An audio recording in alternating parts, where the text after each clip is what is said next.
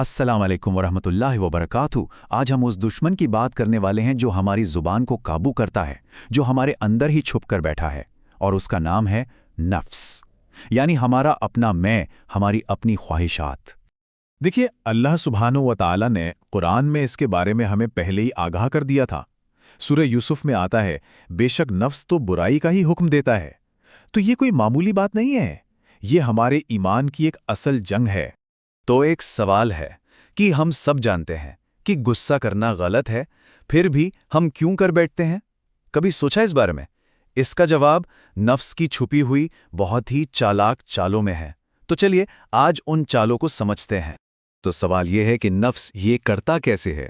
असल में ये 3 बहुत ही खास हथियार इस्तेमाल करता है ताकि हम अपना आपा खो बैठें और हमारी जुबान से वो सब निकल जाए जो कभी नहीं निकलना चाहिए। तो सबसे पहला हथियार है बहाना बनाना। नफ्स हमारे कान में फुसफुसाता है, अरे मैं गुस्सा नहीं कर रहा, मैं तो दीन बचा रहा हूं। लेकिन जरा दिल में झांक कर देखिए, क्या हम वाकई दीन बचा रहे हैं या फिर अपने ईगो को बचा रहे हैं? दूसरा हथियार, तुलना करना। नफ्स कहता है, अरे वो तो मुझसे कहीं बड़ा गुनाहगार है, मैं उसे डांट सकता हूं। एक पल रुकिए, हिदायत अल्लाह सुब्हाना व तआला के हाथ में है, हमारे गुस्से में नहीं, है ना?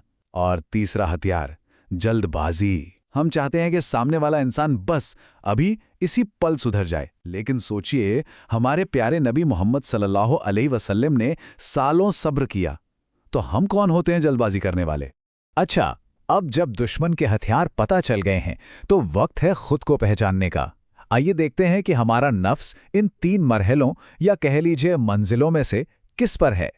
पहला मरहला है नफ्स से अम्मारा, यानी हुक्म देने वाला, बुराई पर उकसाने वाला नफ्स। इसकी 3 बिल्कुल साफ निशानियां हैं।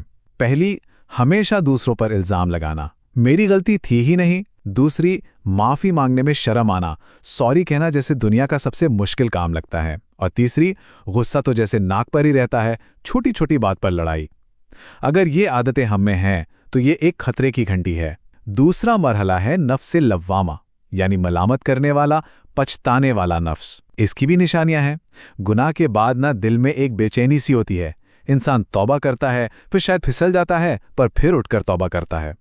मतलब वो लड़खड़ा रहा है पर सुधरने की लगातार कोशिश कर रहा है। तो घबराइए मत, ये सुधार की एक बहुत अच्छी शुरुआत है। और आखिर में हमारी मंजिल नफ्स मुतमइन्ना, यानी सुकून वाला नफ्स।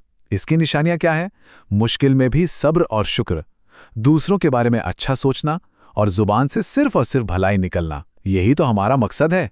तो आज से दिन के आखिर में खुद से ये सवाल जरूर पूछिए, आज जो मैंने बातें की वो कौन से नफ्स की आवाज़ थी? हुक्म देने वाले अम्मारा की या सुकून वाले मुतमइन्ना की? तो अब जब हम खुद को पहचान चुके हैं तो सवाल है कि इसका हल क्या है। आइए अब नफ्स पर काबू पाने के लिए कुछ बहुत ही प्रैक्टिकल और असरदार तरीकों पर नजर डालते हैं। अगर आप नफ्स को वाकई हराना चाहते हैं ना, तो ये 2 खुफिया हथियार हमेशा याद रखिए। पहला, भूख और खामोशी। कम खाना नफ्स की ताकत को तोड़ता है, और खामोशी तो हिकमत है, जैसा कि हमारे नबी सल्लल्लाहु अलैहि वसल्लम ने फरमाया। मतलब सीधा सा है, कम बोलें, गुनाह कम होंगे। और दूसरा, आईना रूल। ये बहुत गहरा है। जब भी किसी और में कोई कमी नजर आए तो फौरन रुक जाइए और उसे पहले अपने अंदर तलाश कीजिए। देखिए, बाहरी आदतों के साथ साथ हमें अंदर से भी काम करना होगा।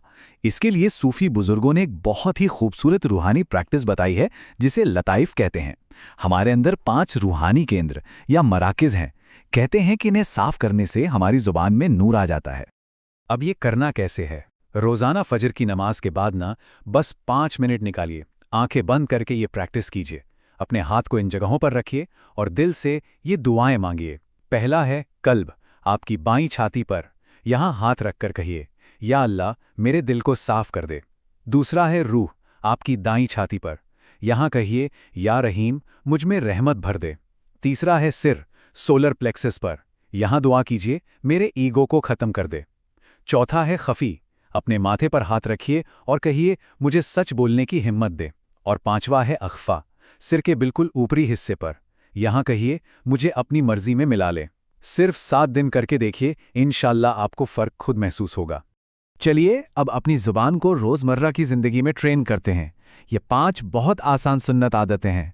बोलने से पहले मुस्कुराइए, جب کوئی بات کر رہا ہو تو فون کو سائیڈ پر رکھیے اور دل سے سنیے، ہاتھ ملائیے، گلے لگیے، اس سے دلوں میں محبت بڑھتی ہے۔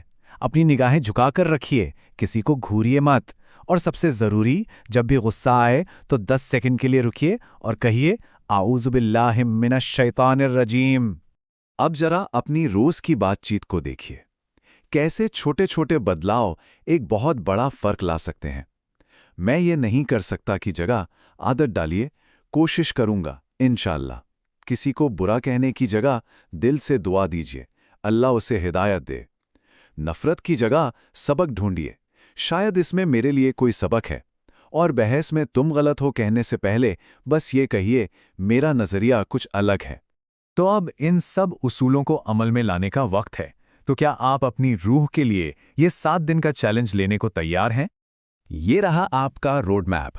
پہلے دن صرف اور صرف ضرورت کی بات، دوسرے دن ہر شکایت کی جگہ الحمدللہ، تیسرے دن کسی کی پیٹھ پیچھے کوئی بات نہیں، مطلب کوئی غیبت نہیں، چوتھے دن ایک بھی جھوٹ نہیں بولنا، پانچویں دن شک کی جگہ بھروسہ کرنا سیکھنا، چھٹے دن ہر فکر کو دعا میں بدلنا، اور ساتویں دن ہر کسی سے صرف نرمی اور عزت سے بات کرنا۔ اور اب ہم سب سے اہم حصے پر آتے ہیں۔ نفس سے یہ جنگ صرف ہماری کوئی ذاتی لڑائی نہیں ہے، اس کا ایک بہت بڑا مقصد ہے۔ اس ایک بات کو ہمیشہ یاد رکھیے، ہم یہاں لوگوں کو دین سے ڈرانے نہیں آئے، ہم دین کی طرف محبت سے بلانے آئے ہیں۔ نبی کریم صلی اللہ علیہ وسلم نے دھمکی سے نہیں، اپنی پیاری مسکراہٹ سے دل جیتے تھے۔ اور اب وہ سوال جو ہمیں گہرائی سے سوچنا چاہیے۔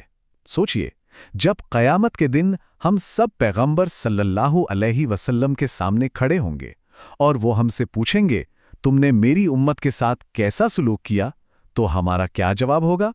کیا ہمارے کردار سے، ہمارے باتوں سے اسلام ایک بھاری بوجھ لگ رہا ہے یا ایک خوبصورت دین؟